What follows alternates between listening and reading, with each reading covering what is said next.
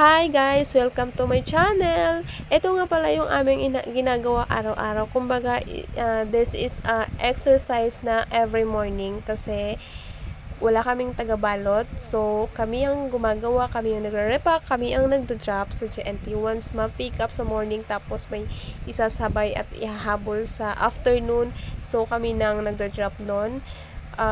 Itong aming alkansya is sarili naming design. So, promote lang kami ng promote sa aming mga online platform. Para lang maging trending lang siya, maraming umorder at maging consistent sa pag-posting ng mga item namin. Kaya nga lang lagi kong sinasabi sa mga buyers namin, maging consistent lang po sa pag-iipon at ma-achieve natin yung mga ganyang worth ng gusto nating iipon. Syempre, darating ang Pasko, 'di ba? O-open natin 'yan, ang dami nating gustong bilhin. So, meron tayong ipon lalo na pag New Year. Ang sarap magbukas ng alkansya.